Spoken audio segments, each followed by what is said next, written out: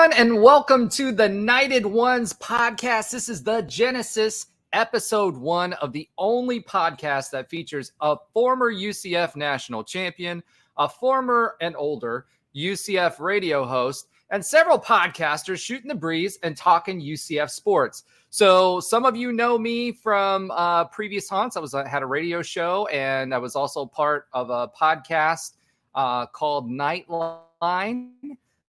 Had several different iterations of shows for that, and excited to start a new journey with some new members of the team. So without further ado, I'm going to start introductions. The first person that I'm going to bring in suffered through the 2015 season, grew in the 2016 season, and was a natty champion in 2017. He's part of the reason that we have the natty champions across the tower. So welcome to the show, Trey Neal. Super happy to have you join us with this. Excited to see you, and welcome.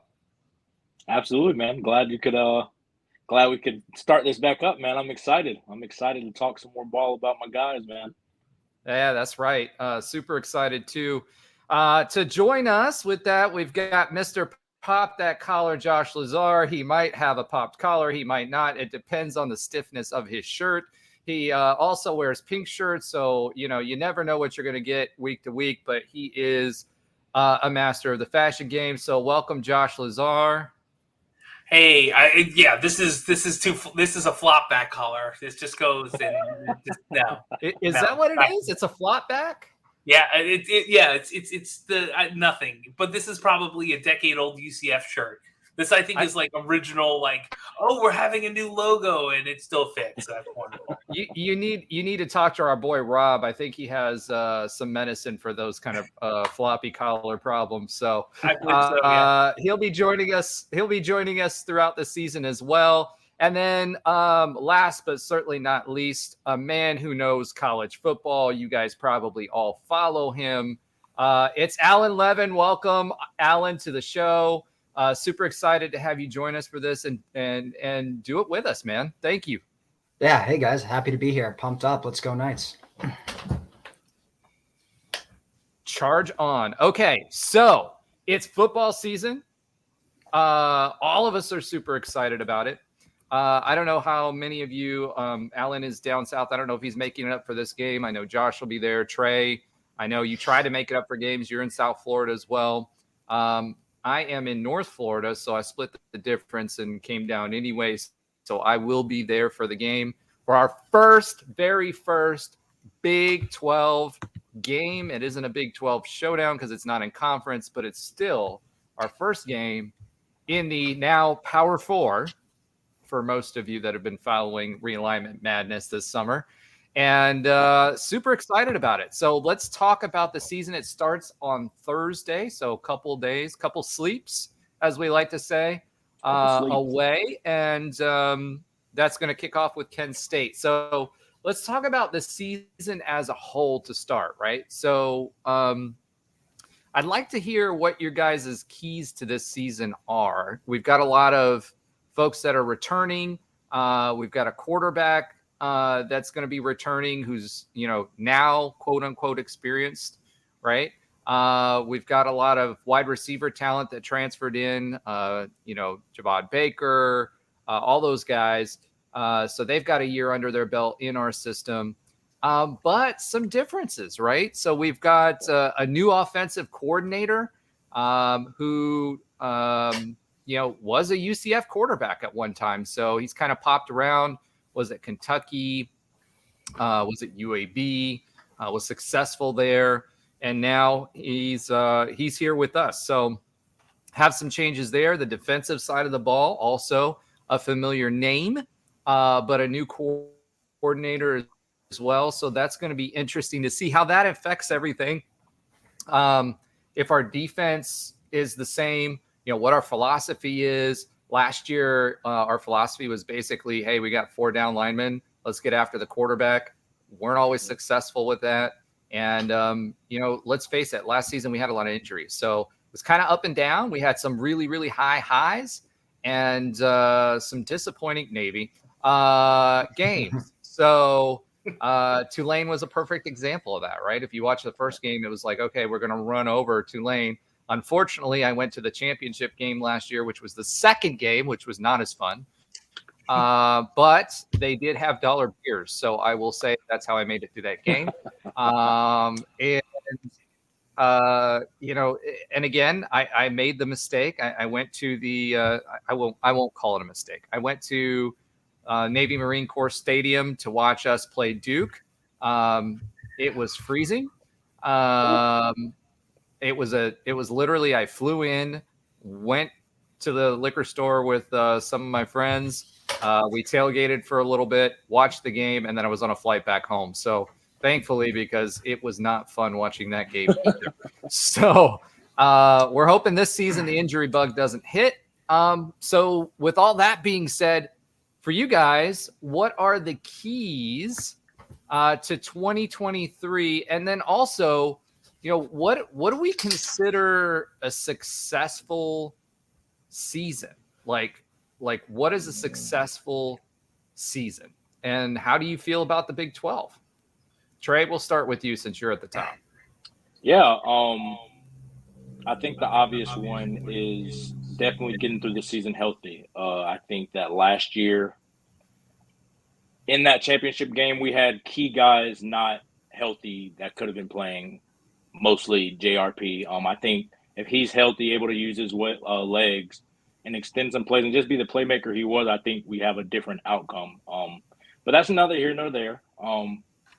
I think him coming back, being his second year, I think he should take a jump, in my opinion. This past year, he had just converted from wide receiver at Ole Miss to quarterback this year. So he was just kind of knocking the rust off a little bit. Now he's going into his second off season where he's actually a quarterback, the second off season to build that chemistry with the receivers.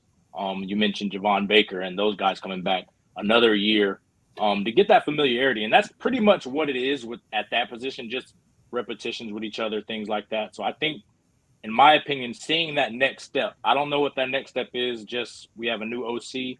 I don't know how much Gus has his fingers on it. I don't know if he's just, giving it to him. You say one thing, I don't know, in the locker room, you might get another one. So we'll see. I think that's going to be the key, just to see how that little meshes up with Gus and the new OC, and then JRP for offense and defensively. Again, same thing. We have a new DC. For the most part, things are going to stay the same. But there might be small tweaks here or there that, the average eye might not see. But, as we go on through the season, I'll be able to point them out and say, hey, this is what they did differently compared to last year that's successful. Or, hey, this is what they did differently last year that's not good, And I think those are the only changes when you see a new DC that's brought in, old DC leaves and they just kind of elevate somebody that's already been here. It'll be small tweaks. And most of the time it's to favor those kind of things that the old DC might not see, and he might be able to tweak some of those things. So those are the keys, I think, just the continuity with the receivers and JRP, and then what do each coordinator and on offense and defense, what do they tweak up a little bit? Cool. Yeah, there's some storylines there that we'll talk about here next. But let's go ahead and bring Josh in. Josh, what do you think? What are the keys to the 2023 season? Well, I have to agree with Trey. I put down healthy, wealthy, and wise. So healthy. Have to start with health. We want everyone who's playing this game to be as healthy as they can be. We know the realities of football, but exactly. We've had some years, not just last year. There's been a couple of years in the last decade where, like, if we only had blank. Decade, last 20 years, dude. Yeah. We can keep going back, but not everyone here was there when we took down goalposts because we beat Marshall after losing 17 in a row. Wealthy is not just paid, and Jim Harbaugh had some great notes about being paid and student athletes earlier this week, but I'm talking picks, and that's something Trey knows well, right? I think we need to be really good on the defensive side with getting turnovers. I know that everyone says that, right? But I feel like this offense is going to be so powerful that the more we get it to them, the better we'll be. And for the week 0, they did some analysis, and there was about 4 to 5 less plays because of the running clock. Right after you get a first down. So if you have less plays coming in, the more you can get the ball back from the defense. I think it's going to be possibly even more important this year, perhaps. And wise, and it's partly of the successful part. Just don't beat yourself. And we've seen these, right? And maybe a new offensive coordinator changes that. Maybe experience, right, changes that. But let's not throw a trick play in 3rd and 1. We have RJ Harvey, right? Just being very smart with the ball. I think that's going to change a bit with everyone in the system. Hold on. We could have had RJ Harvey on 3rd down like we did last season. He's just throwing to JRP. That's also true. That's traumatic. Yeah, but there's, I think we're going to see how much influence Gus Malzahn has on the offense based off of some of the things that are really cool when you see them maybe in Madden, but not when your heart's beating in the stands, right? That's just my thought. So healthy. Now hold on. Let's go back to Trey's era and going boom. I mean, what was it? We were like, what, on the 30? Mackenzie Milton's like, no, don't do this. And Josh Heupel's like, we're going bone. Go for it. I mean, at some point, you got to trust your team, right, to make it happen. True, but it seemed that was an exception and not a rule. Like in the Frost era, I mean, we were going for 2 after touchdowns a little more often too, and I think that was a philosophy of getting ahead. It's a mentality. It's a mentality. Yeah. I just feel like past precedent on a Gus Malzahn offense that has happened a lot. And I'm not saying Wise isn't do those things. I think it's just, protecting the ball as much as possible. And that's just my opinion, right? But yeah, I loved when Frost would go for 2 at the beginning of the game to go up 8-0. I mean, I think that there's some interesting things. I don't think that happened for a long time. It definitely happened a while, and I'm sure there's some statistical analysis of why that is probably a pretty decent idea. Well, yeah,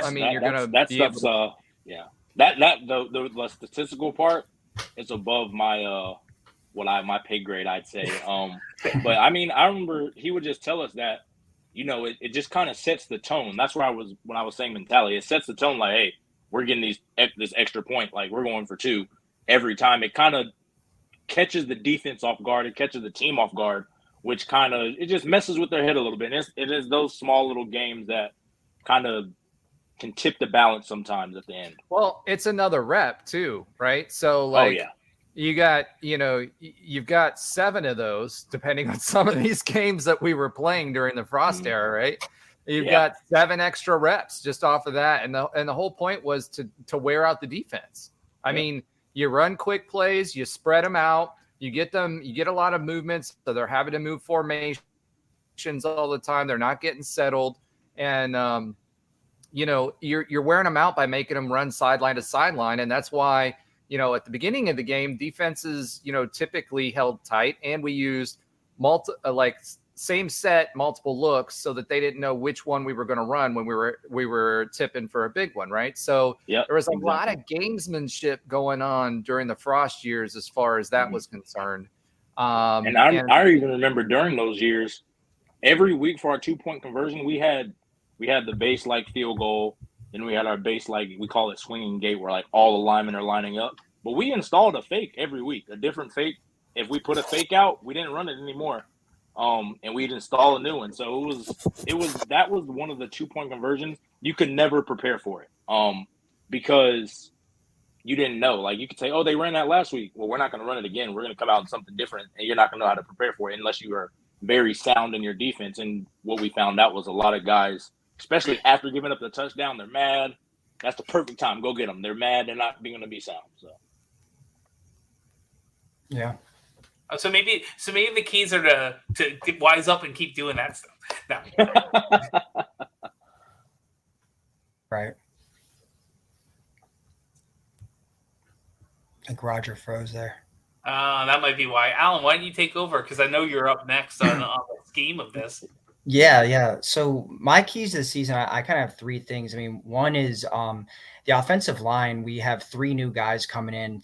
Three guys graduated or transferred. So we have three new starters on the offensive line, which for me, I've talked to O-linemen on my podcast, and they've all talked about how important their chemistry is. So, I think them gelling is going to be a huge factor. And if we're to believe, this new, Darren Hinshaw, our new OC, is going to change the offense a little bit and air it out more. And JRP is going to be running less and kind of staying in the pocket more. I think his protection, protecting him is absolutely key.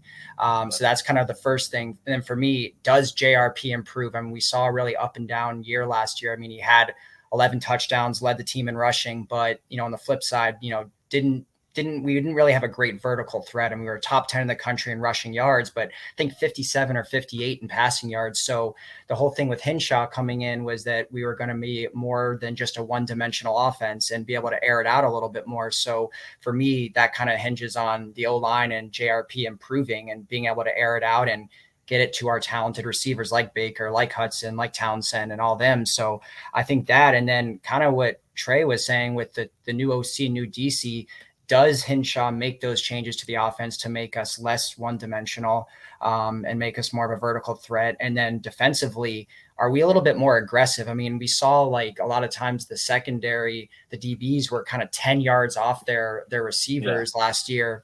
So for me, Addison Williams has come in and said he's going to work on being, trying to produce more turnovers and be more aggressive on that front. So, like last year, I think we only had 6 picks the entire season. I mean, DeCorian Patterson, who's coming in from Middle Tennessee State, had 7 picks. So he had more than our entire team last year. Wow. By himself. Yeah. So for me, I think we got to produce more turnovers because we know the Big 12 is an offensive league. And, these guys are going to get their points. They're going to get their yards. So kind of like when you played, Trey, I think we need to be a little bit more bend, don't break. We gave up some yards, but we would get some timely turnovers. And that changes the complexion of the game for me. So we got to get some more fumbles. We got to get some more picks. And, I think we have the talent to do that. We may give up some yards and things like that, but we just got to be a little more aggressive there because these Big 12 offenses are no joke. Yeah, and that's kind of like what you were saying. At this point in football, I mean, it's 2023. It's not, the 90s where you see those 100-yard games. Almost everybody can get yards. Yep. If you're a good enough team, these guys have been playing in spreads now since they're in middle school. They live and die by it. So it's one of those things where you're going to give up yards. You're going to give up chunk plays. It's, like you said, it's bend, don't break. You want to be good. Kind of just my thing that I've learned just over my time was just you want to be good on third downs and you want to be good in the red zone. Mm-hmm. All the other things, the offensive game now, you don't really want to – of course you don't want to give up yards, but that you're not going to really sweat that. But if you can be good on third down and good in the red zone, most of the time you're going to be a really, really, really good defense. And I think that's the best thing you can ask for, especially with, you can't target anymore, can't hit the quarterback, you can't hit these. That's really all you can ask for is to be good on those situations. And like you said, I think that's what they have to do. They have to get more aggressive too because, I mean, if we're going to see 70 points per each team games, what's going to be the difference? It's going to be the team that turns the ball over once. I mean, to reference the NFL, the reason I think at least that the Eagles lost was because the Jalen Hurts fumble. And he played phenomenal the entire game. But that one fumble that got returned for a touchdown was cost the him difference. the game. Yeah, and I think that's just how football is now. So you have to be a lot more optimistic and opportunistic on defense, getting turnovers. Especially, me being a DB, go get interceptions, man. That's where you make your money right there. Absolutely.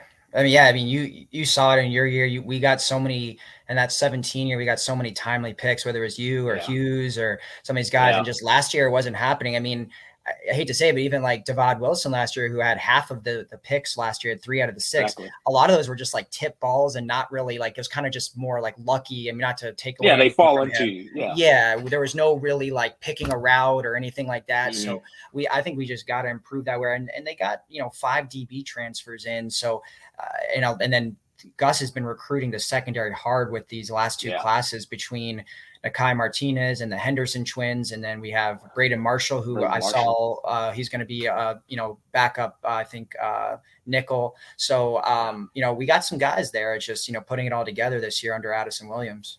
Exactly. And I think, just having that infusion of different type of bodies, different type of talent, I think Gus is, like you said, he's hit it hard because it brews good competition. I think that 2017 season, we competed hard every day. I mean, we used to say the hardest part was the practices during the week. Like it wasn't, just going against each other. We used to have our DB chart where it like tracks interceptions, pass breakups, forced fumbles, fumble recovery, because we knew that's what wins games as defense. Like as a defense, we want to be great on third down, but we want to go get the ball. Like if we can get the ball in Mackenzie Milton's hands, 1 extra time, 2 extra times a game, good. We know the magic that's going to happen. Exactly, and I think that's the same thing that they have to have with GRP going into that second year. And I think that's why I was saying like that continuity is huge. I think that if they can have that confidence and be like, hey, this man's he's cooking. Like we got to get him the ball back. So because it just makes your job easier. Being up by 7 is a totally different play call script. Being up by 21, right. Being up by 28, you can tee off, the D line can tee off a little bit more. The DBs can, become more aggressive. And I think that's going to be the key. Like you said, it's definitely being more aggressive and getting turnover. And not only on the tips and overthrows, which, those are the gimme ones. Right. When you go get the ball and you see it in the air, don't just try to swat it. Like, go make a play. Like, that's what – and that's every position, That's where even if the quarterback, you see, he's hanging the ball loose as a D lineman, go get the ball. Don't just go tackle him. Get the ball out. Those are the kind of the key things that take you from a good defense to, like, a great defense, right. especially in this age of football. So what is I think one other question Roger asked was, what is a successful, kind of first season here in the Big 12 look like versus a failure? So, Josh, you want to start off? Sure. So it should be the same for the team every year, right? Win a championship. But I only one of us right here has been on the team, right? So I have that fan perspective, and to me, it might be couching, it might be minimal, but what I was thinking about this was no more cardiac nights. I don't want a game that is down to the last 15 seconds for 10 games, right? Yeah.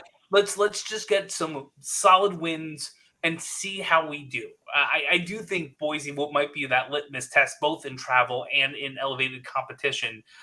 But that's my first instinct is let's win as many as possible, and let's not lose any like last minute games. And Trey might have like flashbacks of 2015 too, right? Yeah. My win total, I put A+. I want to be realistic. There's only there's only 2 times ever we went undefeated in a regular season, right? And most teams have a loss. Like there's very rarely a undefeated team. It happens, but it doesn't happen often, and it's usually one team. So being realistic, I'm thinking 8 wins sounds perfectly fine. I mean, would I love more as a fan? Sure. Do I expect a 4-win season? Probably not. But I agree with you, Alan. And I didn't add this to my keys, but you are 100% right. I think it's going to depend on how well that offensive line either gels or if Herb Hand gets to really rotate people in, because he was not a fan of that per se. But if you look at the depth chart, the people who are not starting have started, right? And have been around. Yeah, they're good. Yeah, so it's pretty deep. So I really think that I don't think it's an unrealistic fan expectation to see 7-8+ wins. I think that's reasonable. But I hope they're competing every day and every week in and out for a championship. We'll see what happens. We are going up in a conference in level, and every year we do that. We're all right, but it's not like we're winning every single year, right? So, Trey, what do you think? Yeah, I mean, just the player in me, I expect to win every game. I don't think there was ever a season where before the year we didn't think we could win every game that was on the schedule. I mean, a lot of these schedules are planned so far out. You kind of gauge. You always know the conference guys you're going to play, and then you're out of conference kind of stuff. It's rare where you Right. kind of get that out of conference game that year. So we kind of already know. And then again, we've been working on so many of these games over the summer, watching film over the summer. Like, I expect to win every game. Now I take my former player hat off, and I put my my non-biased just a UCF fan hat on. I'm with you. I think 8 games, 9 games is feasible. I think that's actually reasonable to expect because we're making the Big 12 jump, but we've already been recruiting, in my opinion, at a higher level than the past. For the past three cycles with Gus at least. So I think we've been reeling in some really, really solid players. And then again, you add in the transfer portal, which, I mean, that's just a free-for-all now. We've gotten really good players in that too. So I don't think it's going to be one of those things where, you see some of these teams go, for example, to the SEC, and it takes them 3-4 years to kind of build up and recruit. I don't think we should expect that. I think we're in a recruiting hotbed. We've been recruiting at a high level for the past, like I said, 2 to 3 years. I expect us to be able to go in and beat some of these Big 12 teams because I've already thought we were better than some of these Big 12 teams. I've already thought that, going in, we should be in that top half of the league. We're going to have, those games, like you said, the cardiac night kind of stuff. I think that's just almost like our MO.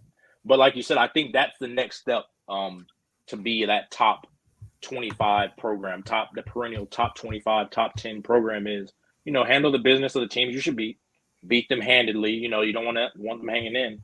And then when you're supposed, just handle what you're supposed to do. So I think 9 wins is a good first year. And then just be in every game, make it competitive. You don't want to get blown out of any game. I think that's probably the biggest thing for me. You don't want it to be like, man, we were just outmatched. Because I don't think anybody in the Big 12 should overwhelm us with just from a talent perspective and how we're bringing guys back. I don't think that's the case. So I think 9 wins, at least in my opinion, 8 to 9 wins.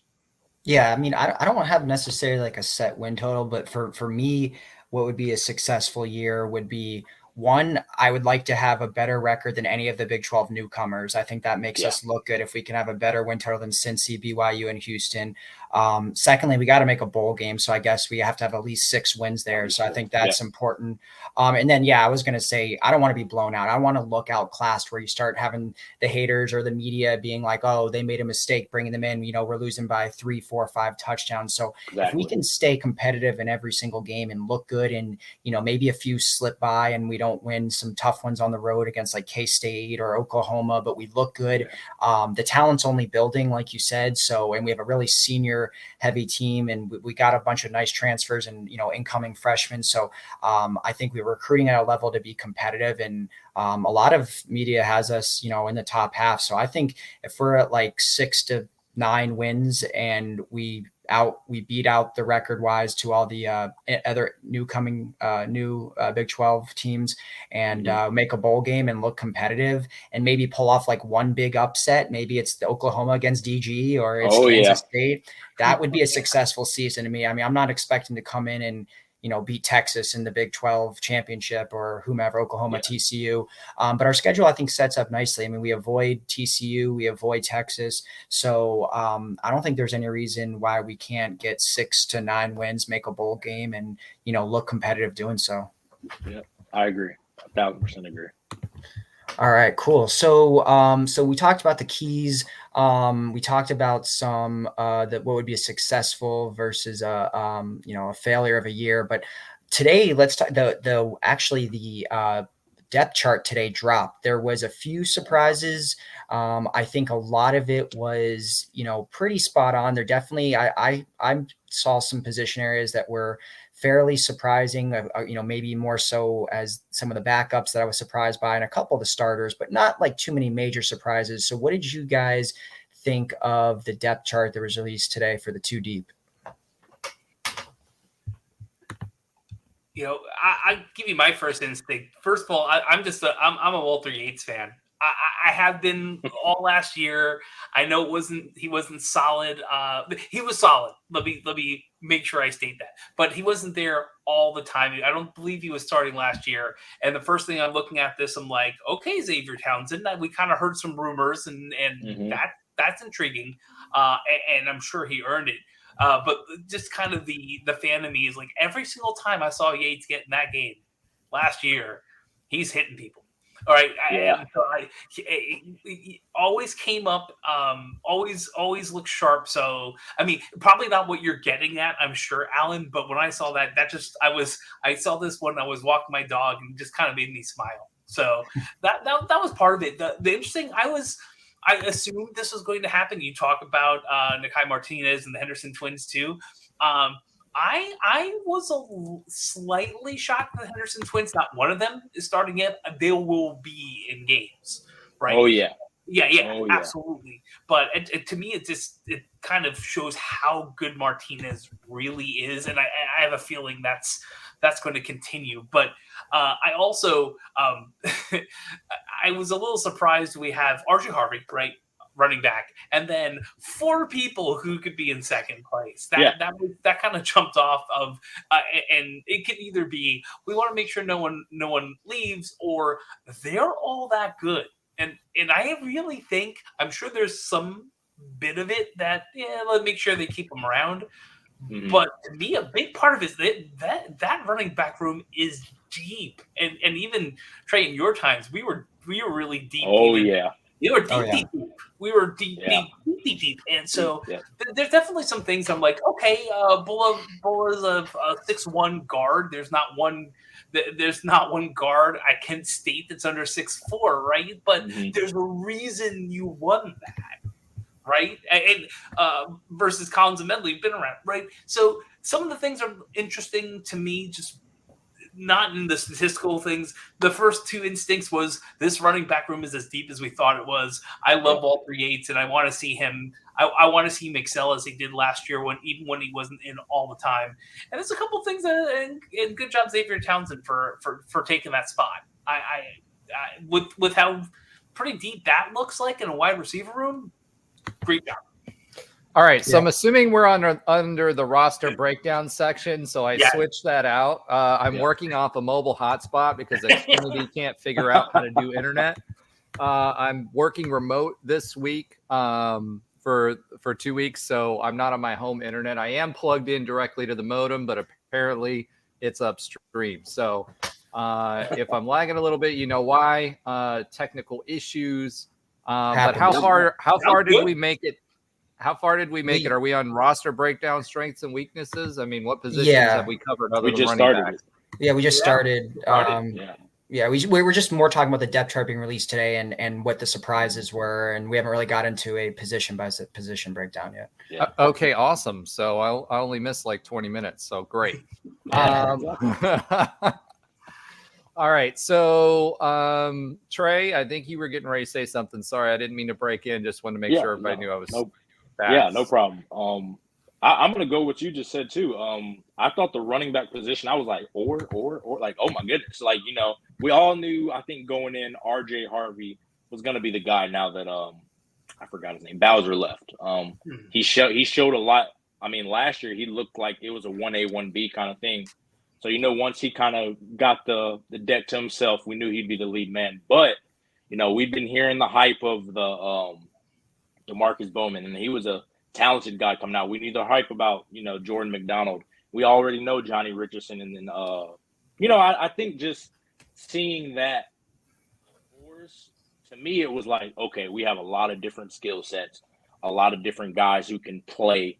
And I think that just shows kind of a versatility in that room. I think they can go a little smash mouth if you want.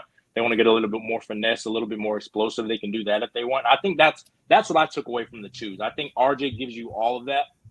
And I think a lot of those guys, they're not necessarily specialists, but they might have strengths in certain areas where the others of the twos don't. So that was my first thing. And then, of course, you know, I went straight to the defense when we looked and just saw go see the DB, see how those guys are doing. And again, I saw, you know, I was hearing Nakai Martinez was having a really good spring. And then, of course, he had a really good camp. And And last year, I think he was the star or nickel for the Just a Comment. He was the nickel for us. But yeah, him moving to safety and taking that spot is good. And again, I was talking about the Henderson twins last year, how explosive they look. I think it was a Temple game when I first kind of saw them. They were just explosive kids as, again, 18-year-olds. That's hard to do just to go play college football, as an 18-year-old kid. Just see them on the depth chart as twos. Again, I think defense is very different to where you need to have capable bodies, not just as starters, but as your backups.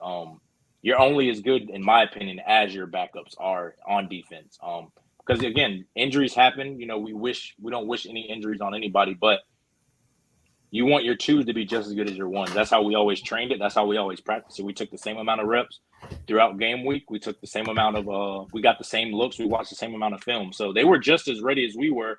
We just at the time got the opportunity, and most of the time when they came in, it was like there was no difference. And I think having that kind of camaraderie is what you need, and I think that's what they're breeding there. So I don't really look too much defensively, at least in the back end. If you make the two deep, you're a fully capable starter. We've got to the point where we can recruit well. We have depth. We don't really have sanctions of scholarship shortages. We have a full allotted scholarship, and Gus has had 3 years now to kind of fill his roster. So now this is his team. These guys are recruited and they're ready for him to play. So those are the two that I noticed, was definitely the depth of the running back room, and seeing the Henderson twins in the 2 deep, and then Braden Marshall. I've been talking to one of the guys that was training him throughout high school. He's like he's gonna be a stud, and that's what I was hearing a lot. So you're gonna see, I think, a lot Kent State.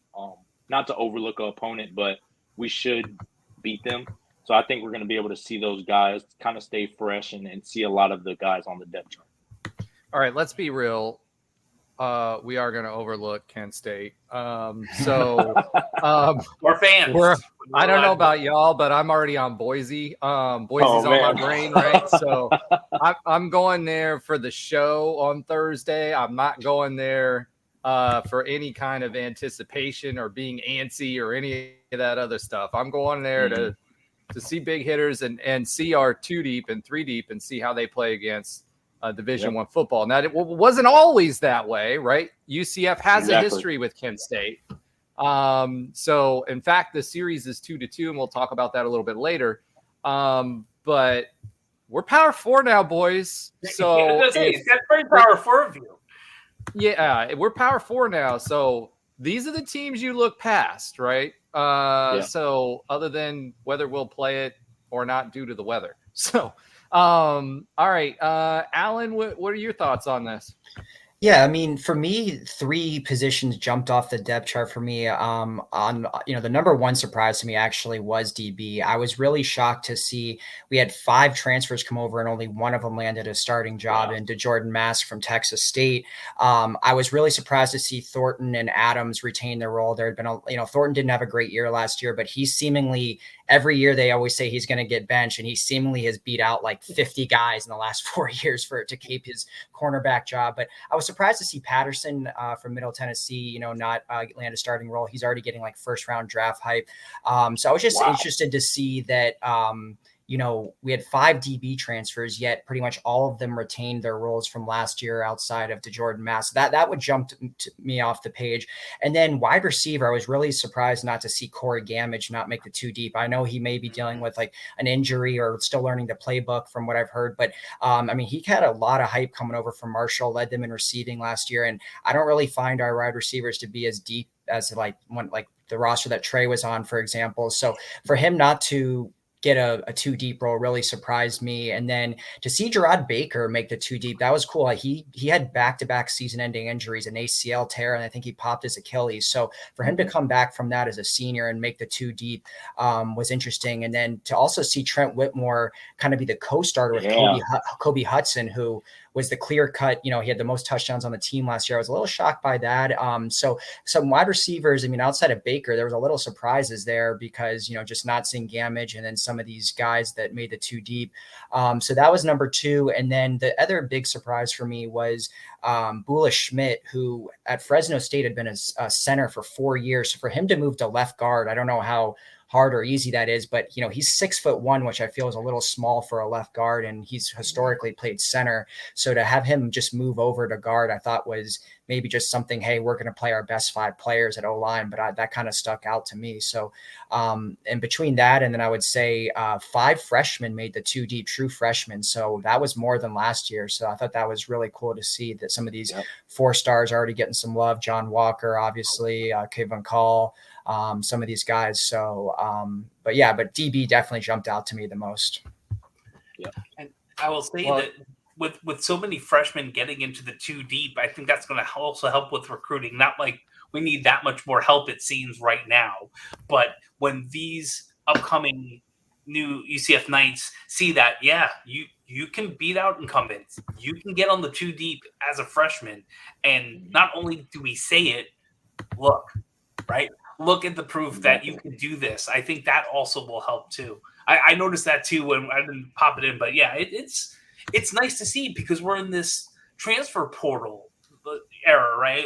Name, image, likeness, and transfer order portal era, and we're still seeing a good amount of freshmen get on a 2 deep. I think that was wonderful to see. Yeah. So so you guys all had several different points I kind of want to pick up on. So as far as the 2 deep and freshmen, right, making it, think about this. Last season, I think we had 15 high school recruits. We only had 15. Yeah. Right. Most people have 23, 24. So your hit rate, if you've got them in the 2 deep, has got to be pretty high, and they've got to be some pretty special players if that's the case, right? Normally, a recruiting class is going to be 21 to 23. Also means that if you look at the roster, there's a lot of 5th-year seniors, redshirt seniors, redshirt juniors, 5th-year players. So we had one of the deepest, I think we have the deepest as far as senior Latin teams in the Big 12 this year, by far. We had like 60 some seniors. Our whole team is our whole starting lineup is seniors, essentially. Exactly. Yeah. So now think about that. That's great. That also means there's a lot of transfers on there that are jumping in. A few things that kind of jumped out on the cornerbacks for me. You mentioned Brandon Adams, right? I was looking at all this stuff and I was like, well, you look at it, we're kind of, we're kind of prioritizing length. That being said, the one that surprised me the most, not just DeCorian Patterson, but Fred Davis, the Clemson transfer. That was the guy. That was the guy. That was the guy I was expecting to start. Yeah, he had an ACL as well, so I don't know. Last year he kind of recovered for that, got some playing time there. So I expected Fred Davis. Not just is he a big kid, he's 6'1", 200 pounds, but he's very talented. When he was I think a 4, almost 5-star coming out of high school, and he made the roster and played as a sophomore, and then hurt himself in the sophomore, had to sit out his junior year, and now he's here with us as a senior. But what's interesting is it doesn't say red shirt senior. So I don't know if we have him more than 1 year or not. But that also means that all these 2024 and 2025 kids that we're out here recruiting, they're going to get playing time as soon as they're coming in, right? So the guys that you see, they kind of almost have to play the freshmen because they then become the experienced guys, because you're going to have to rely on a lot of freshmen next year, right? Unless we stay in this cycle. And I don't think Gus really wants to do that. No. So, that was really interesting. The other thing that, from listening to the coaches, and again, coach speak is coach speak, right? However, what kind of stuck out to me from the interviews from camp was Herb Hand saying, hey, I've got a O-line where I feel like I'm comfortable rotating an entire O-line for another O-line, right? And you don't ever hear that. That means he's really comfortable with that depth. There was no reason for him to say that unless he truly felt that. Normally it's, I got some dogs, or, whatever. I feel good. I can rotate people in and out, or whatever. But I mean, honestly, I do think we did get an upgrade over last year's O-line. And I hate to say that because I know a lot of the guys on that team, and they were really good. And a lot of them are playing in the NFL, although a couple of them, Cole Schneider and Sam Jackson, both got let go, but they're expected to be picked up in the NFL, right? But that's what surprised me. But then you guys are talking about the running back room. You got Tavion Swift committed. You've got all these other guys that are coming down the pipeline. The one area that I am worried now, and at the end of last year, I would have told you linebackers and DBs. That's what I was harping, right? I feel pretty good about DBs. I feel really good about linebackers. I feel really, really, really good about D-line. I'm good with our receivers. I'm good with our O-line. Honestly, the thing that has me worried is QB. Right? We know that Henshaw is going to he's going to throw the ball. So hopefully that takes some snaps off of JRP's shoulders. They've been talking about it all camp. I expect them to go along with it a lot more, which means hopefully he's not trying to put his shoulder down, running over people. He's not Blake Bortles. It would be like Mackenzie Milton whenever I see him put his shoulder down and it's like, Kenzie, stop it. Right? Slide. Just slide, bro. Like, do the baseball slide. You know what I mean? Do something. Don't try to roll people over. We all know you're brave, but when you're going up against a 245, 250-pound linebacker, Mackenzie Milton's 5'10", 180 soaking wet. You can't roll that person over. It's like when Ocho Cinco tried to roll over Ray Lewis and he blocked him and he just fell over. I mean, it's the same thing. It's just physics. It's just physics. Exactly. So JRP, please stop trying to run into the dump trucks. Please stop trying to jump over people as much, right? Because I don't know if you guys remember this game, but was like third or fourth game in, he tries to jump over the pile, ends up he was heading straight down on his head, straight down on his head and neck. He was up there, and then the guy from the opposing team hit him. I think it was like FAU or something. Hit him and knocked him lateral so he didn't fall on his neck. We don't need them to do that this season. You've got receivers. From what everybody's saying, he's spinning a much better ball. His ball placement's a lot better. Again, could be camp speak, but I'm really hoping that that's the case because if it is, I've heard Henshaw's done a lot of work with him on foot placement. And another thing I found out from someone who was on the team last year, JRP was not allowed to make reads.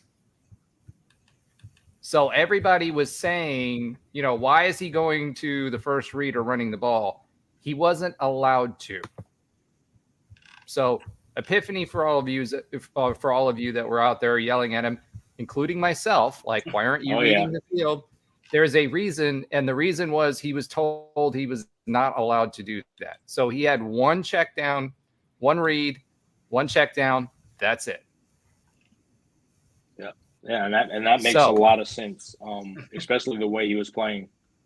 We talked about it a lot last year, Roger, just like it doesn't look like he's going through his progressions. Why is he not going through his progressions? And, that makes sense. If he was told, you got one read, check down, or use your legs, I think that's what he was doing. And I think that's also why he kind of takes those kind of risks like you're mentioning, running over linebackers and trying to hurdle over guys. I think the next step in his progression as a quarterback will be not doing those things because you don't have to, just go. Now you can go through your reads, go through your progressions, because the thing about defense is we always give something up. We want to stop something, but there's always a weakness to every defense. And the good quarterbacks will find that weakness every play. And I think that's what his next step is just, hey, sometimes you don't have to just, one read and run out. If you go through your next 2-3 progressions, somebody's open. And I think if he can make that step, like you said, I think that elevates everything, and I think that also protects him in a sense, from those hits. It protects him from taking crazier risk. O-lineman, right? I think this year's O-line is going to be better if they can gel. That's the only problem I see with this, because we got 3 pieces that we had to replace. So if they've got the O-lineman and they've got the blocking schemes, because their pass blocking was terrible last year. And that was, everybody was asking about Jay Rich and Johnny Richardson, why he was being held back. He was held back because he couldn't block on the pass plays. Yep. He was too small and he couldn't even chop block. I like Johnny Richardson. That makes a lot of sense. He's great. Shifty. You get him open in space, game over, right? But as a running back, you have to be able to block. That's hard to do if you're 5'7". Oh, yeah. You know what I mean? Oh, yeah. I mean, look at they just got to use him situationally. Yeah, I mean, think about Otis Anderson, right? So, like, even Otis Anderson, he knew how to use his size. Yep, exactly. Right? But you look at, and I don't know why I'm drawing a blank now, the really speedy running back that was on your team, on the 2020 team. Adrian Killen, AK. Yeah. Yeah. AK, he wasn't great at blocking on the pass downs, right? Otis did a great job on that. So, rest in peace, Otis. But, he did a great job on that stuff. And that's what Jay Rich has got to do better if he's going to do that, right? Because they'd had to put Bowser in.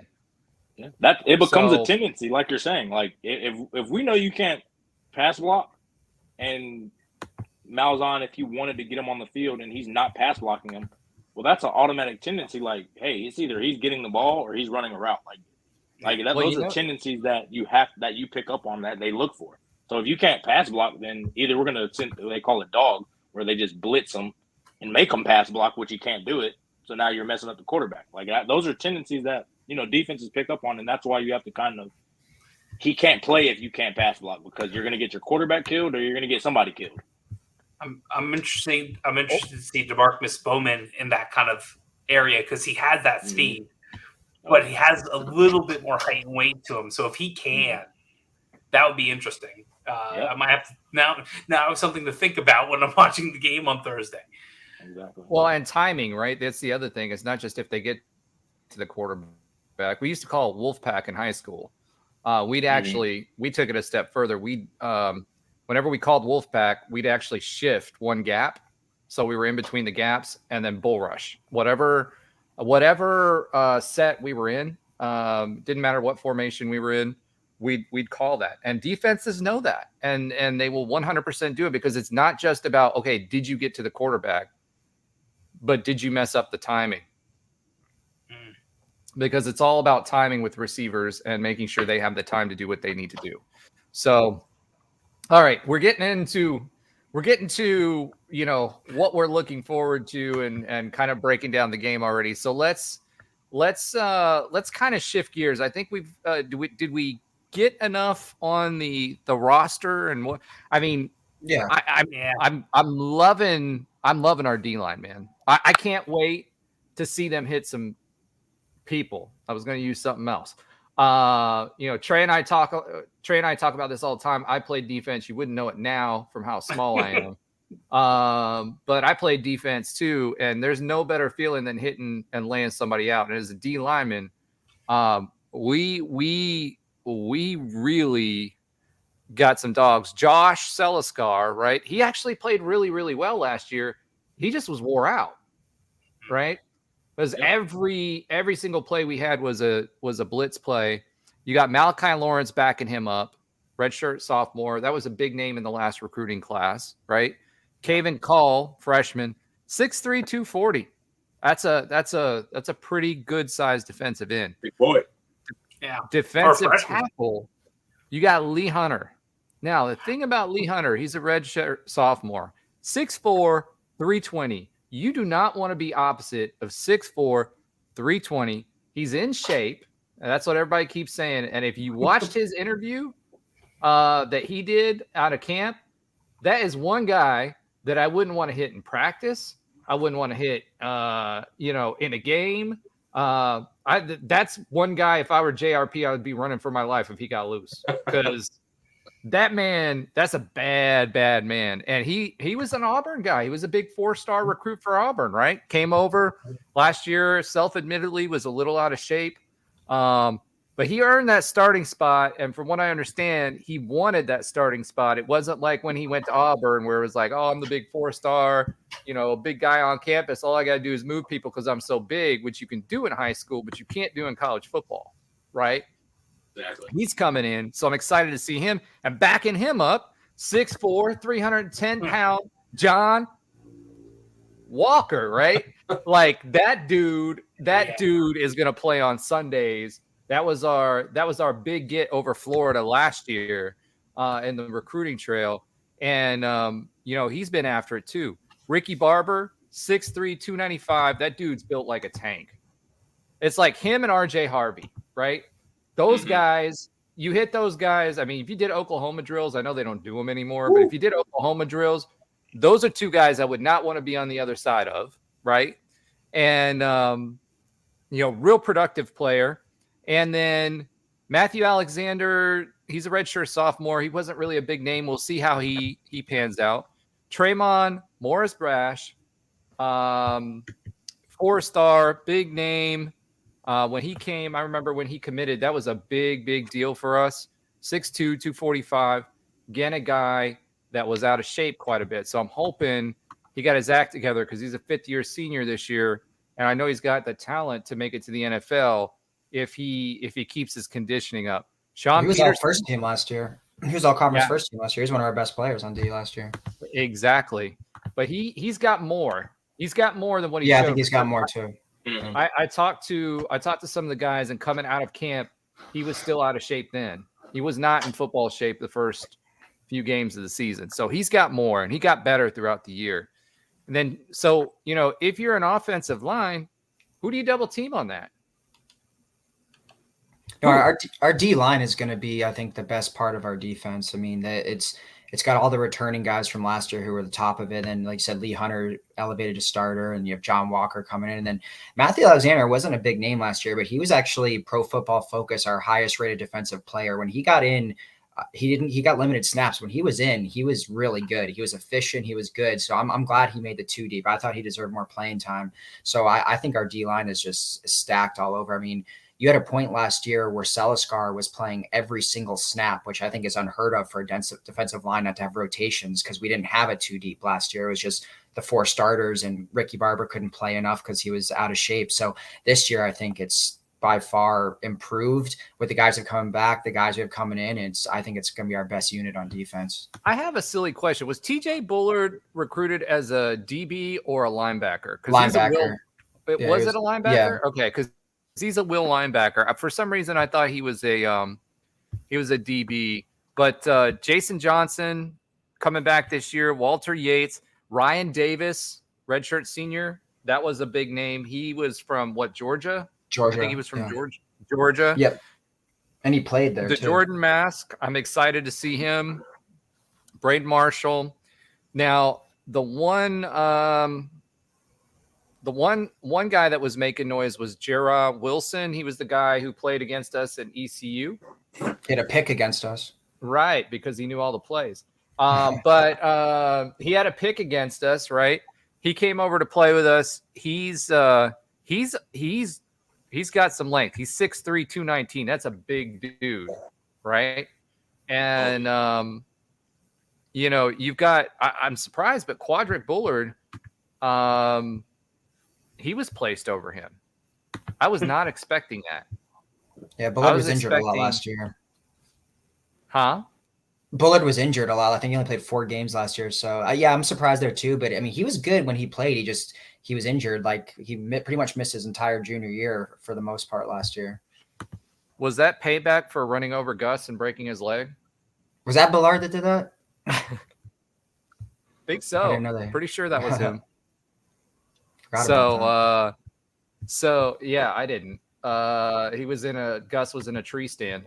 But all right, so that's, I think, covers the roster. Let's shake and bake like Ricky Bobby here, and let's talk about the schedule. So schedule, Alan, I'm gonna let you lead that. You got the schedule. A couple of points we want to make: Big 12 home game or best home games and away games. So run through the schedule for us. We'll pick the best home and away games to start. Yeah, so we start out obviously this Thursday, if it doesn't get canceled, home game against Kent State to open up the year. It's not getting canceled. I'm here and I have tickets. It's not happening. All right. Let's hope not, right? And then we go on the road for a tough one against Boise, who's going to be looking for revenge after we beat them a couple of years ago. Then we did you want me to run through the whole schedule before we talk on it, or is it one at a time? Yeah. Okay. Well, no, let's do one at a time, I guess. Okay. I was going to talk about Kent State. Let's skip Kent State. We'll come back to that last. So Kent State, I think we all agreed as a W, right? I mean, do we need to say anything else there? As long as the Hurricane doesn't cancel the game, they don't pull a Memphis where they show up on the tarmac and then turn the plane around because they're scared. Right. You know what I mean? That's a dub. It's just like Troy. Kent's not a state, so yeah, no, it's good. Yeah, that's a dub. All right. All right. So let's talk Boise. Let's talk Boise a little bit. The Smurf turf. What are they? Aren't they like Walmart or Kmart or something like that? Their stadium is named after one of those grocery store chains or something. Albertsons. There it is. Albertsons Stadium. So the Smurf turf. I assume we're gonna wear white so our receivers can be seen against the Smurf turf, and have the Boise folks, disappear into the blue.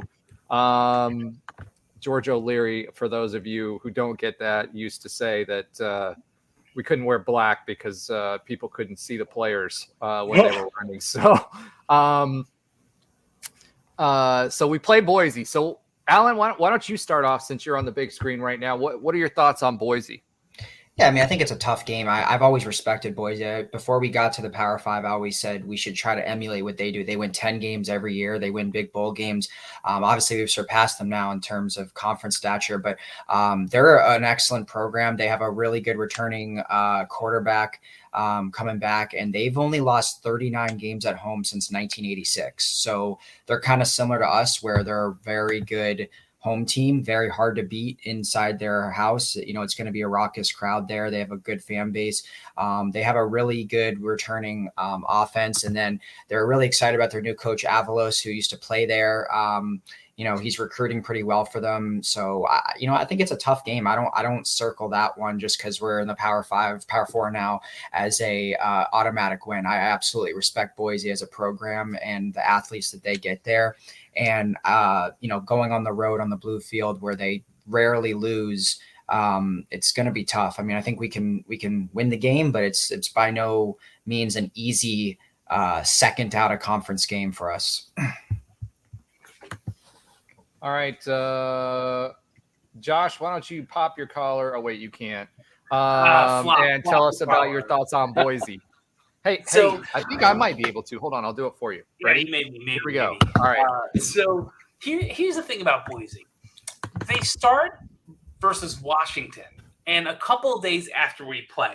So they don't have what should be an easy game, right? Their first game should be highly competitive. And I think we'll know a lot about that game because, Seattle to Boise is not that far of a trip as opposed to what we're doing. So I think we'll know a lot from that game. And hopefully we get to play our game. I agree with you, Roger. I think we're going to play that game. So I don't want to automatically chalk it up to, that's a win. I'd be a little surprised if it is like a 3-point game with 2 minutes going into the fourth quarter, right? I actually think it's going to be a highly competitive, but we outlast them type of win. I just really hope that the team gets to Idaho like 3 days ahead of schedule, perhaps because we are having our game 2 or 3 days before they do. So you get acclimated to the other coast. You have a little bit more time. You're physically there. That's what I'm really hoping for, especially if it's a 5 p.m. game, right? That 5 p.m. game is like 8 p.m. here. Yeah. I really hope that that's what's going on. I think this is going to be a win. I really think it's going to be more than a one score win. We're not doing predictions. We're just talking I about know what. the schedule. I think it'll be a good game. You're getting ahead of yourself. This is part of the show, just not yet. Listen. And remember, I think it'll be a good there game. are no coasts in Idaho. There are no coasts in Idaho. I think they're actually on the mountain. Aren't they on the mountain time zone? Not on the West mountain, Coast. I'm pretty sure they are. Mountain. Okay. Sorry. 7 p.m. It's all good. All good. Mountain. All right. Thank you, Josh. Trey, what do you think about the Smurf Turf Warriors? Oh, I mean, I think they're, like you said, they've always been a good program. Even since I was growing up, they've always been solid 10-win team. That's what they strive for, 10 wins and win their big bowl game. So I think they'll be a good opponent. I think we have gotten to a point where those are games that kind of just are kind of those test games to see where we're at early. I think Kent State we should beat handedly. I think this will be a good test for us to see, mentally where we're at, how we do with a little bit of adversity. But I think ultimately we are the better team. So I think we should handle it. But they're a really good program. They might not have the power forward tag, but they were held in that regard, like how kind of we were previously as a program. They're well run. They recruit well, and those guys are playing, and they put guys in the NFL. So I think they have to. I think they'll be a really good game for us. Awesome. Yeah. So for me, when I think about Boise, like they were first. They were kind of oh, hold on, Josh. I'm sorry, I didn't mean to disrespect you. Let me put my collar back down. So there's a few things when I think about Boise, right? So when we were in G5 land or G5 purgatory or group of 5 or other 5 or non-automatic 5 or whatever you want to call it, Boise was that program for a long time that we wanted to kind of emulate, right? In the sense that they were consistent winners and they were the giant killers before we became the giant killers, right? Cincy, you never got to giant killer status. You lost your playoff game. I'm sorry. That's my other hometown. My cousin works there, but Cincy, yeah, we're going to continue that rivalry into the Big 12. And you lost Luke Fickell, so it ain't happening. But anyway, they are a solid team. Now, last year, they were not playing well, and the Mountain West was weak. Fresno State was not a good team. They were a 10-win team, so I hesitate to say that, right? Because it's any 10-win team in D1 college football, you're doing something right. You're a solid team, right? I mean, heck, we couldn't do it the last 2 seasons, right? Despite how many chances we had. So, but the Mountain West was not as good a conference as it has been in the past. The private chat's blown up. I'm afraid to see it. But they weren't as good. Now Boise, at the end of the year, they started making some waves offensively. Their quarterback, they actually had their quarterback got hurt. They had another quarterback that came in. He played, I think, the last 3 or 4 games, did fairly well, but they lost their leading wide receiver. So I'm expecting us to take care of business. The only thing that I will say is I agree that game is going to be the litmus test for the rest of the season. And I also think it's going to be a litmus test to see if we got over the hump, because we did not do well when we played on the road last year, right? When we lost our games, they were on the road. We played well at home. So I think that's going to be the biggest thing for Boise next year. All right, Alan, what do we got? Or this year, sorry. And, oh, by the way, UCF, if it storms for Kent State, do not lock me outside of the stadium with lightning bolts again, like we did last year or the year before last when Boise came and played. I swear to God, my family, we were standing outside waiting to get into the cabana. They let a bunch of people in, and we were like 5 people from the cabana entrance, and then they shut down the stadium. Didn't tell anybody anything. There's lightning bolts going off. It's like, okay, so you're going to lock like 30,000 people outside of the stadium in the middle of a lightning storm because it's too dangerous to be in the stadium. Are you serious right now? Love UCF, but that was a terrible decision. Please don't do that again. All right. Go ahead, Alan. Yeah, so why don't we I'll just read off the rest of the schedule and we can just say our best home and away game. All right. So awesome. So after Boise, we have FCS Villanova in Orlando. Then we play our much anticipated first Big 12 game against the defending champion, Big 12 champion Kansas State Wildcats. Then we have our first home Big 12 game against Baylor. And then we kind of yo-yo home away all season. We don't have back-to-back home games all year. So then we go away to Kansas, and then we go and play our friend DG in Oklahoma on the road there in Norman. You mean I was joking. Yeah, frenemy. Yeah. And then we return home for homecoming against West Virginia. Then we play our current rival, our only rival remaining, Cincinnati, on the road. Then Oklahoma State at home. We finish our conference road schedule against Texas Tech, and then finish the season against our old buddies of Houston Cougars. Okay. So, Alan, best home game, best away game. What you got? Best home game for me, West Virginia. It's homecoming. That's one of the few teams in the Big 12 we've actually played before. We played them twice. I think it's just a cool, historic school to play at home compared to Baylor, Oklahoma State. I think West Virginia has some history, tradition. So I think that's a really cool homecoming matchup, considering we used to play Tulsa or Tulane on homecoming. So this is a big upgrade there. And then I'll say probably what everyone's going to say, but I mean, best away game is Oklahoma. I mean, how often do you get to play, your former quarterback who, really could only have happened this year? I mean, they're going to the SEC next year. He may graduate. So the fact that we get to play Mr. Sockman, Dylan Gabriel, when he thought he was the proper term is sock boy.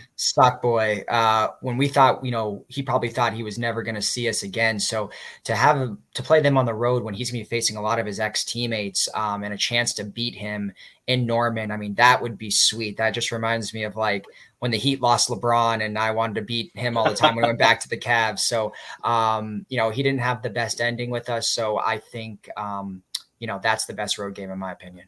Okay. I'm going to say this with an asterisk, but I'm going to ask you this question. If we beat West Virginia at home, what do we burn?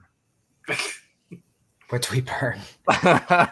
Since West Virginia can't burn couches anymore, what do we burn in Orlando to celebrate wins over West Virginia? I don't want to burn anything for celebrating win over West Virginia. I think they had 4 wins last year, so I don't know how excited we should get for that. Oh, they're not worth a burn. That's a burn about a burn. That's what that is. Yeah. So, all right, awesome. S'mores. All right, let's bring Josh Lazar in. Josh. Sure. Lizzie, what do you think? We can burn marshmallows if they're that easy now.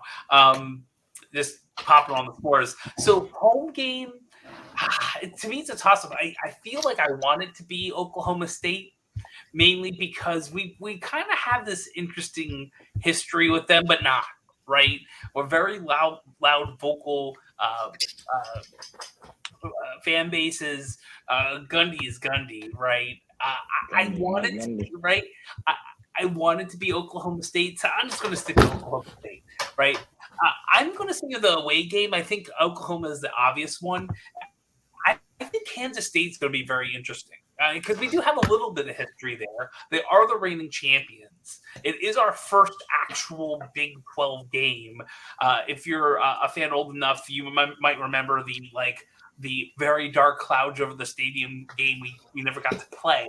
I think maybe it's because I'm going to be there, but I really think that's going to be big too. Because, I mean, if you look at who's ranked preseason, which are worth nothing, in my opinion, they're ranked higher than Oklahoma. And I think Oklahoma's – I'm not sure if they're going to be as good as expected. We'll see. Maybe I'll eat my words later. But I actually think Kansas State is the highlight for me on the away games as they stack up. Maybe with the second with Texas Tech because we're having our tortilla fight. I don't know.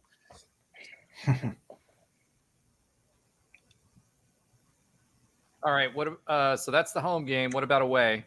Or Texas Tech is the away? I'm sorry. No. Home game. The home we're playing game away is at Oklahoma Texas State. Tech this year. Yeah. The states. Oklahoma actually a state, so is Kansas. Wow. Okay. All right. Trey Neal, what are your thoughts on this? I think for me at least, the Oklahoma game will probably be I'm going to say it from the player's perspective, just because Oklahoma, you kind of grew up knowing that program, the tradition, kind of the pageantry you've seen, like, the OU Texas rivalry. I grew up with those games. So I think as a player, that would probably be the coolest one to kind of see that stadium. And then, there might be a little bit of, I don't know if it's bad blood, but there's a little something there just with DG being able to play him again. Those guys that were his teammates. Of course you're going to get up for it. That's going to be a fun game. And again, like I said, you get to go to that stadium and play. So I think that's the away game. Mine home game, I think, will be the Baylor game.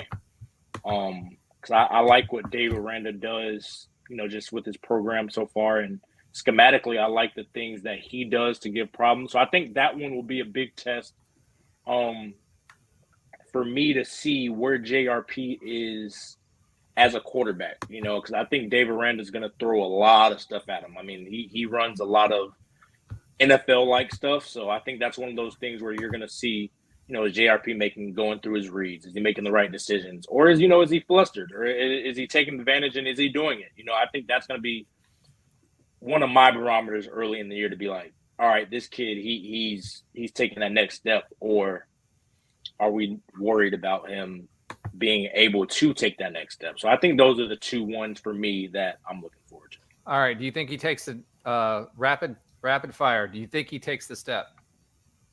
I think he does, because I want him to.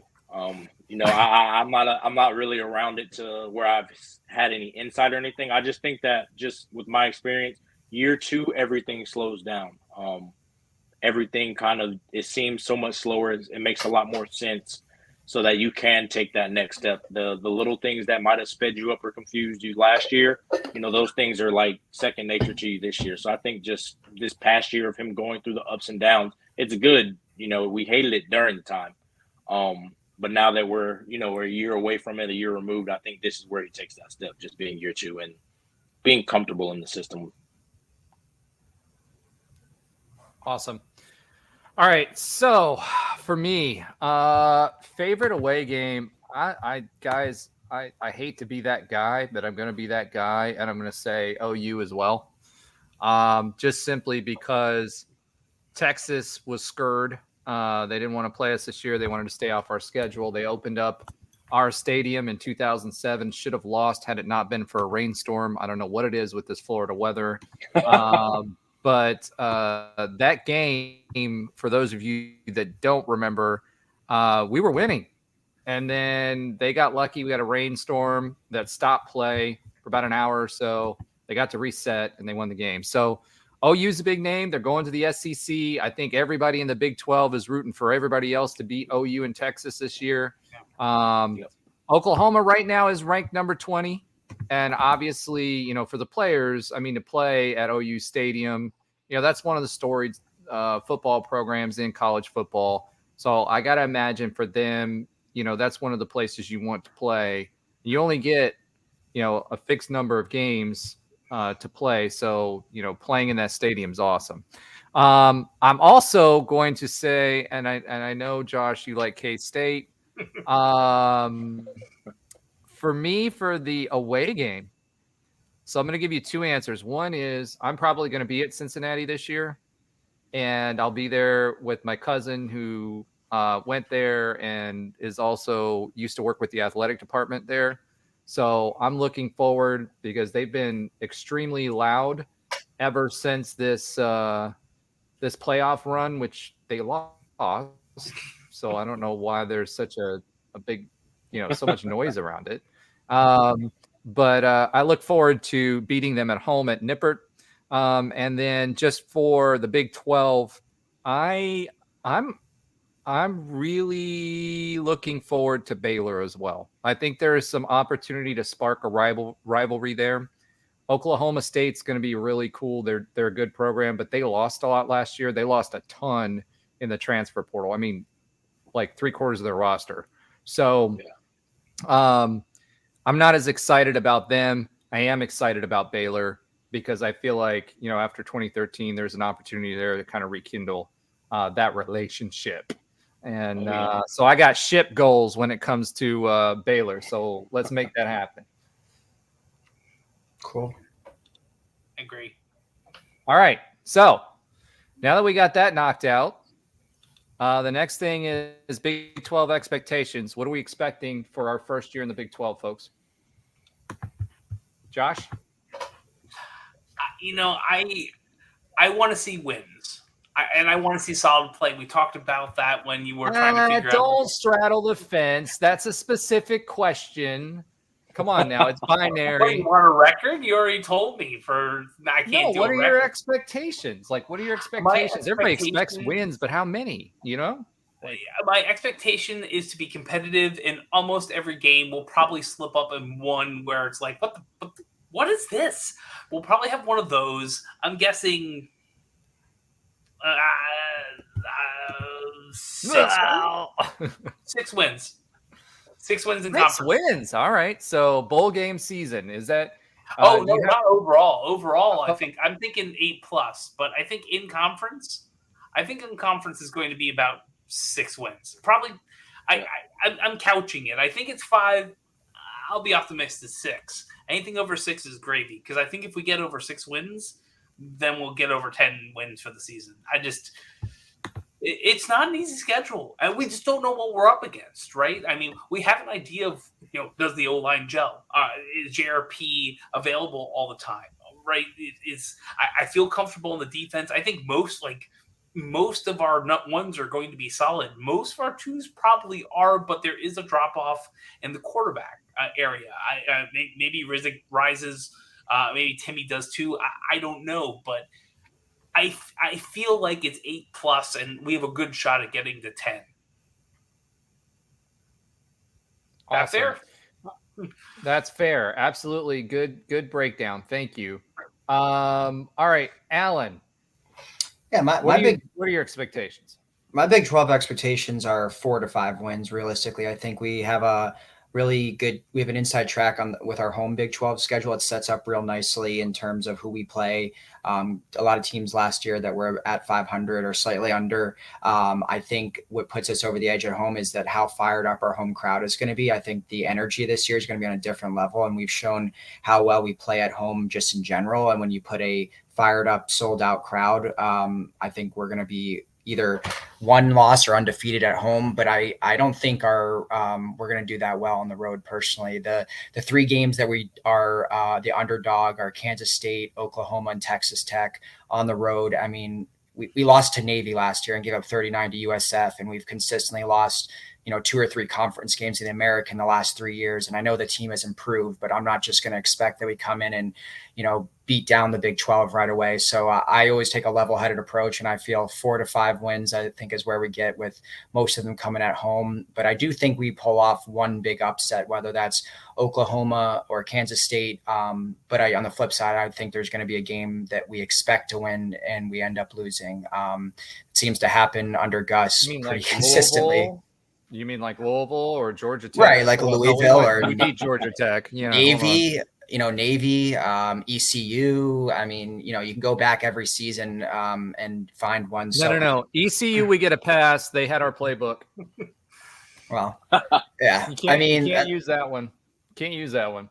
Well, either way, I mean, under Gus, even in 2021, that first year, there was plenty, Louisville that year, you know what I mean? Yeah. So there's always some Tulsa. I mean, there's always a loss. So, I mean, so yeah, I'm expecting 4 to 5 conference wins, and being right there at the middle of the pack, maybe lower or upper middle if best case. And I think we're going to be competitive in every game and show that. And I think we're going to be by far the best of the newcomers, of the 4 newcomers, and have the best record of our 4. But I'm expecting, like a 4 to 5 win conference year. Awesome. All right, Trey.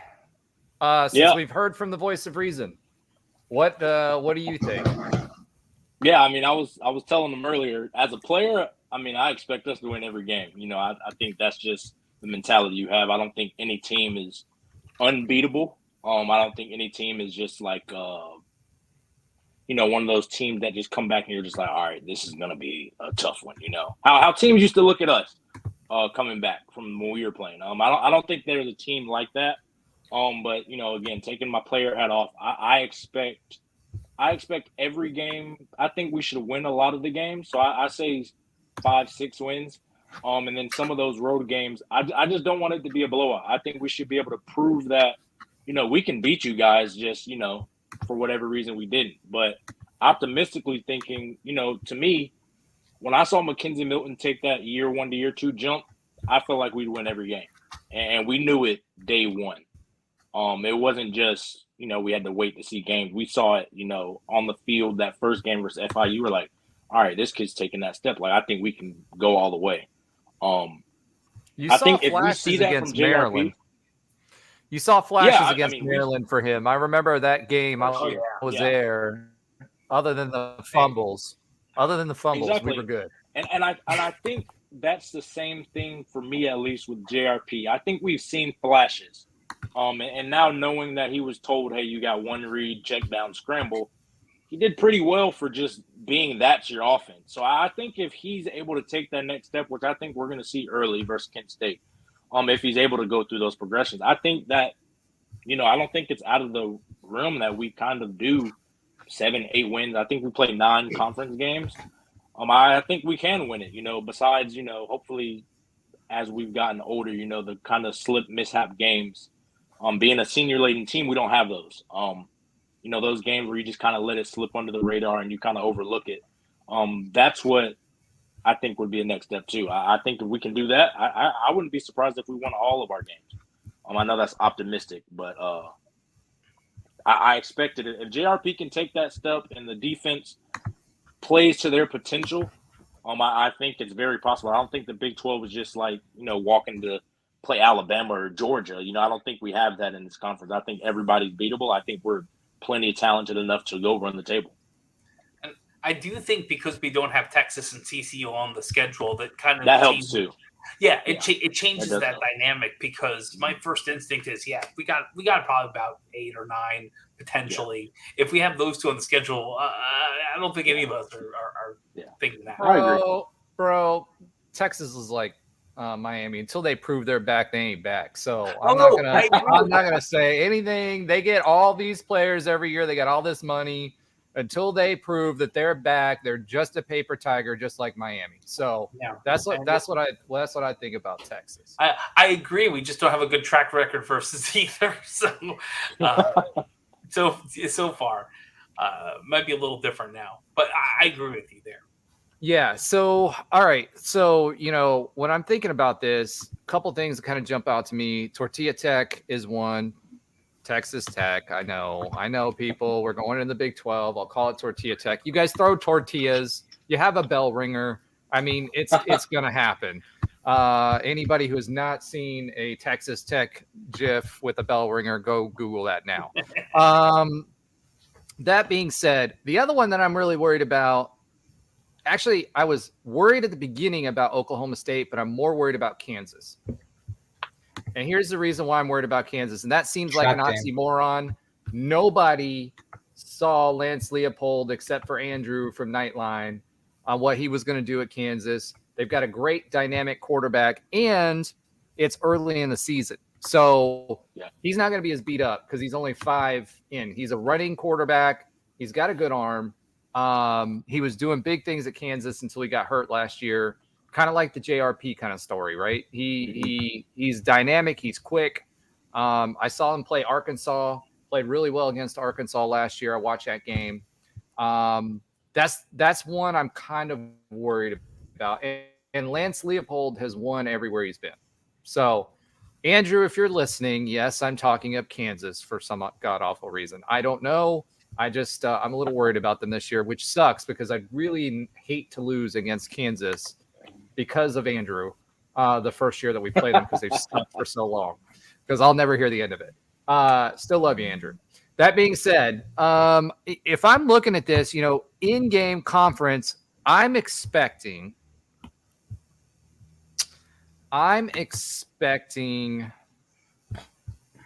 5 wins, is what my expectation is, with a possibility of 2 that will go either way. So I'm going to say 5 to 7 wins in conference, right? Out of conference, we got Kent State. So, like I said earlier, here we got Villanova. So if we get 5 wins, we got 7 wins at least, right? Potentially 8 wins if we beat Boise. So for the season, I'm going to say anywhere from 7 to 9 wins for the season, which I think is a success. I think that's a success for our first season. It's actually a lot better. I was hoping for bowl eligible. I think this team and everything I've heard, I've said all along 2 to 3 years for us to contend for the championship, but that may be a 2-year based on this crazy recruiting that we've been doing lately. So if we can have consistency, and that O-line continues to gel, I think we're in good shape. All right, last thing on this topic, then we're going to work into week 1 predictions and Kent State, which is our last topic for the evening. Favorite opponent food. So if you think about the Big 12 conference, what are you looking forward to eat? For what these schools are known for, and don't say tortillas. So Josh, I'm going to go with you first. It's not Taco Tuesday. Yeah, mine's easy because I'm going to the Little Apple. At the Little Apple, before we get down to Manhattan, we're going to be flying into Kansas City. So in Kansas City, I'm always going to Joe's. And if I can not wait in line, it'd be nice, but maybe Arthur Bryant's. It's barbecue all day, every day. So hold on. Is every restaurant in Kansas City like just a first name only? You said Joe's, you said Brian's. Well, the Arthur Bryant's, that's 2 names, but it's Jack Stacks. There's lots of names in there, Slaps and Char, and in actual Manhattan, Kansas. So when I first did the search, the first thing that popped in was Olive Garden. Like, no, this can't be right. No, I mean, I understand Manhattan, Kansas is in the middle of Kansas, but no, or kind of Western, but whatever. So there's this thing called Bourbon and Baker, which is an American bar, good for duck fat fries. That sounds like the place I'm going to have some food at some point when I'm in Manhattan. And they have the Little Apple Brewing Company that'll probably be on the menu, if you will. All right, Trey, what are you thinking? Yeah, I'm gonna have to go with if they're going to Kansas this year, I'm gonna have to go with the barbecue too up in Kansas City. That was probably the best barbecue that I had ever had. Honestly, in my life, probably. And I'm a Georgia boy. So I was very surprised. Yeah, I was very surprised how good. So hold on. Are you still You still giving Andrew props, I see. I mean, what's going on with that? He used to tell us about how good it was. Listen, I can't lie to you. It's pretty good. I'm not gonna lie. I ordered, I think it was barbecue ribs and some barbecued I think it was barbecue chicken. It was amazing. I was maybe I was just caught off guard too. But my first time having it, I thought it was great. So that's what I would do. If you're making the trip to the game in Kansas, I'd definitely make a stop in Kansas City and get some of that barbecue. All right. Alan, what are you thinking? So my dad is from Memphis, born and raised there. So we've actually been to a couple of UCF Memphis games together in Memphis, and I went up there a couple times growing up. And obviously Memphis does barbecue as well, like a lot of southern states. Yeah. So we always went to this place called Rendezvous, and it's been around since the 50s. So that was my spot. I don't remember how close it is to Memphis's stadium, but it's right there downtown, and it's that was my spot. So Memphis, we don't play them. Oh, I thought you just said favorite opponent in general. I thought you were talking about. No. Just like in the conference. Oh, my bad. Out of all the ones that are on that list, I have not been to any of those road games, but or any of those games. Obviously, I'm going up to Oklahoma's game this year, so hopefully I don't think I'll find too much good food there, but we'll see. But I would say barbecue. I mean, I'm sure like Kansas City, Kansas has great barbecue. So if it's as good as Memphis is, then I'm sure it'll be good. So I would say probably there, but I don't know any like restaurants or anything. It's a little different. Like Corky's and Rendezvous, definitely more on the dry rub, but also quite good. Kansas is definitely not Wet. dry. Oh yeah. It's saucy. No, I'm all about a lot of sauce. I'm all about the dry rub, right? So that's just my personal opinion on ribs. You know what I mean? Now, I'm going to, like Alan, I haven't been to many of these locations, so I can't give, because who goes to Manhattan, Kansas for business? I mean, I don't. Right. So I'm in SoCal, I'm in Texas. Yeah, I'm never there. So I will say this. I will tell you some suggestions from a place that I've spent a lot of time at because my family's there, and that's Cincinnati. So for food, Jack Ruby's Steakhouse, can't go wrong with that. It's really, really, really good. If you want a good steak, if you want a really good appetizers, great place to go. And then if you want a good place to hang out, go to Rheingeist. It's in Over the Rhine, which is the revitalized part of Cincinnati with the old buildings. So they actually took a 4-story building, brick building, and made it into a brewery. So there's a 4-story giant vat that's there, and they have a rooftop, and on the other level they have like beer areas, and then in the middle you can play like wiffle ball and whatever. So it's a really cool spot to drink beer, hang out, and I know people are going to hate me for this, but give me a little Skyline when I get home. I have been there. Yeah, and I don't care. I'll eat Gold Star too. I like it too. But I kind of grew up with it. Give me the hot dogs, the chili dog, right? That's really what I like to go with is a nice chili dog with about 7 pounds of shredded cheese on it. So, yeah, that last one is not necessarily a pinky in the air kind of food place. That's your in and out of Cincinnati, right? So, all right, so we've got that covered. Last thing on the agenda, and man, it's not just the Monster Energy drink that I've been drinking during the show, but I'm super stoked. My hopium, my excitedness poured into my veins. It's football season. Week 1 predictions versus Kent State. Feels so good to say that. So super excited about that.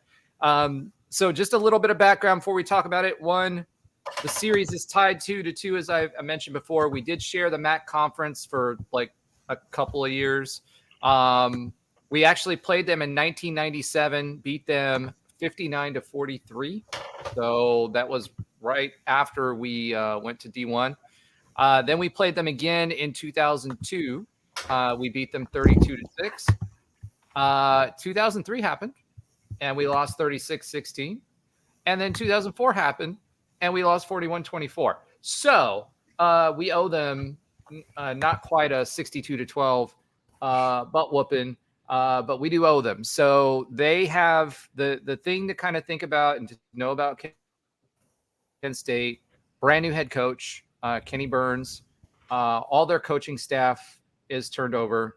They lost a lot of their players to the transfer portal because the coaching staff, right? So this team is very inexperienced. It's very young, and it's got a brand new coaching staff. If we don't run over them with our 2s, I'm going to be upset. So that's where I'm going to leave it at that.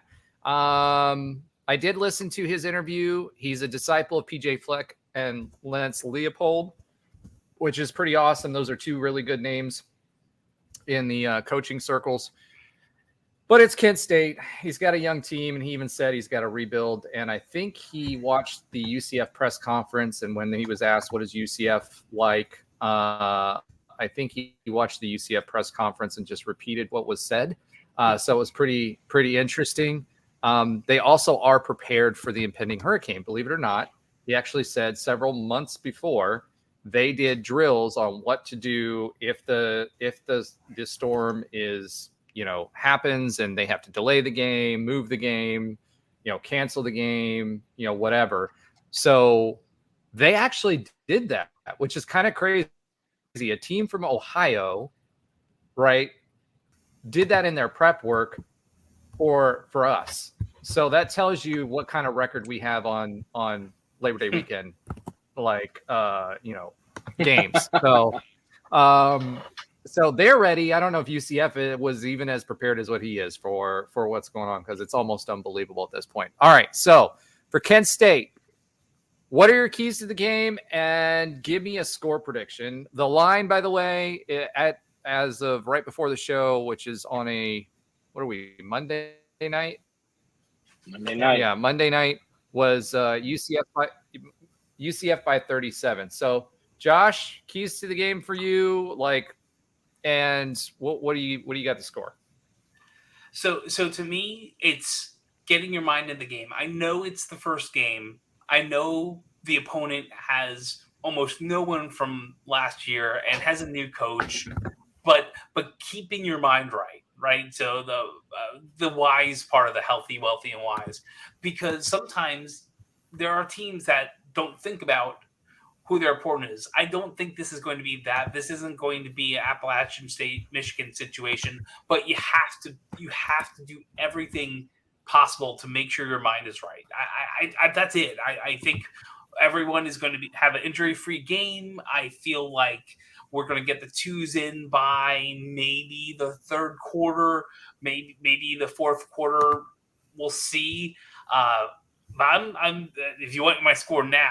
No, we're waiting on that. You don't want me to go we're now. waiting on that. So I just wanted you thinking about it. I wanted it percolating. Keep your focus on the person right in front of you and the next play and the next sequence. That's really the key, because there's a reason why people know Michigan versus Appalachian State, right? This is not going to be that. Dude, this ain't App State. So This ain't that, all right. All right, Trey Neal, what do you think? Yeah, I think, mine would just be keep it simple. It's the first game of the season. I know everybody's antsy, ready to show off what they've been doing over the offseason, what they've gotten good at, if they've gotten a little bigger, that's just a part of it. But you want to keep it simple, because not only do you want to keep it simple because you're playing Boise next week, so you don't want to show everything. You don't want to play your whole deck of hand or your deck of cards this week. You want to be good at these simple things. I think the best teams, to me, execute the simple things at the best. You can get fancy all you want, but on 3rd and 1, can we just go get 1 yard? Can we play smash mouth football and get a yard? On 3rd and 10, can we go, play man coverage and lock up the other team? I think it's those simple things that, breed championship teams. So I think they just need to keep it simple: run, tackle, hit, execute. And, I think if you can do that, then that's all you have to do, especially week 1. Right now is just more so shaking the jitters off. You haven't hit anybody of another opponent in almost, 8 months, 9 months. So get those jitters out the way and then just go have fun. So if you keep it simple, I think that'll be easy for them. You mean don't forget to tackle, like we've had the last, I don't know, three seasons where people start the season off and they've forgotten completely how to tackle? Okay. Yeah, they see the donut drills. Roll those donuts. They see the other team and they're like, "Oh, how am I supposed to tackle you? I haven't tackled you, all summer." Yeah, I'm just gonna grab your jersey and run with you and drag you down, but it didn't work out. Okay. Exactly. So keep it simple. All right, Alan. I always have the same key to the game when you play a team like Kent State or like an FCS team or a team that's clearly inferior to us, which is step on their throats early. Anytime you give a team that's worse than you hope and keep them in the game, they drag on. We saw with the USF game last year that we had to win on a last second touchdown. So not that, they're the same, but for me, it's step on them early. No, and I think USF last year might've been worse. Well, we only beat them by a touchdown, so that just tells you that. But I would say is impose our will physically. Obviously, we're a bigger team, a bigger, stronger, faster team. So, don't give them any life. Take them out early, and hopefully, we could start to see some of these second and third string guys by the third quarter. Get them some repetitions for if guys miss some time later on in the year, they'll have some valuable experience. So for me, it's that. And like Trey said, I don't want to show them too much with Boise State coming next week. So for me, it's just show up, step on them early, impose your will on them and get out there healthy, get out of there healthy. Awesome. Yeah, I mean, you were saying how, do you want these guys in the third quarter? When we were playing these kind of games, we want to be done by halftime, man. We want our young guys in. We want to be able to, take off our pads in the halftime and come back out in jerseys, That's the mentality we would do. So it goes into, like you said, attack them and just step on their throat early just because you want to handle your business and also staying healthy with that, the longer you let it go on, the more you allow your starters in. And you don't want to have an incident where you have a starting player get hurt like we have had. Damn more. Yeah, lingering in games. And this is like you said, we have, like, I think you said, the most seniors in any Big 12 team. These guys, they've been through it. They know what to do. They just got to handle business, get on the field, get off the field. I want to see those young guys in. I want them to play a lot. I want to see what they can do. So definitely they should be done before halftime, in my opinion. All right. So I know, I've been making jokes. I've been cracking jokes, but I don't want to be disrespectful to the Kent State players. Hey, look, you're D1 football players. You're playing in the MAC. Congratulations. You made it further than I did. Those kids still put in the work every week and do the academics, and they do it with less than what the UCF players do. They have less equipment. They have less rooms. They have less support, and they do it every week. So with all that being said, I do think the key to the game is that the Hurricane stays out in the Gulf, because outside of that, I mean, as far as the key to the win, that's about the only thing that could stop the win. Now, that being said, what do we want to get out of the win, right? To your point, Trey, and everybody else, work on fundamentals, get those guys out that are freshmen out there. Make sure they got their hands in the right place. Make sure they're blocking properly. Make sure their footwork works in a game speed environment, right? It's one thing to do it in practice. It's another thing to do it against an opponent who's trying to counter that. So, getting game film out there for them on technique while being vanilla is important, right? Don't get your players hurt. If you have somebody out there, don't leave them out there too long. Again, I agree. Don't pull a Bam more. And then secondly, just get a few licks in. It's every season, you play a long season and it's a long season, but you kind of get used to it. You got to get used to getting hit again. So, and hitting people again, right? So make sure we get that technique right, so that we're ready for Boise when we take over the Smurf turf. So that's my keys to the game for this week. Kent State's coach seems like a nice guy. I hope he does well. It's not going to be this week. So with that being said, score predictions. Alan, let's swing it back to you. I'm going with 52-14, the good guys. Well, I hope that was the good guys. I don't think anybody's picking the bad guys this week. All right. Good score prediction. That reminds me of Trey's teams, which, by the way, Frost had a different mentality about all of that stuff. Like he didn't take his foot off the throat until it was like 40 points difference. Gus is not that guy. If they start going up big on them, they'll put the third stringers in because they don't want to embarrass the guys for a paycheck. So Gus is just different that way. So unfortunately, I don't think we're going to see a 63-0 type game. Or what was it against? We had 72 to something against one team. Yeah, I think it was 70 something. It was Austin P. I remember that. Yeah, it was they Austin. Put up P. 7. I mean, but they put a certain amount of points on you guys too. I was disappointed. It was like 70-35. That was a bad week of practice. I could imagine. And we didn't really, just kind of going back, they brought so much stuff that we hadn't practiced, but that kind of locked us back in. We kind of got a little bit of the big head, but that kind of brought us back down to earth. Like, hey, you guys can lose.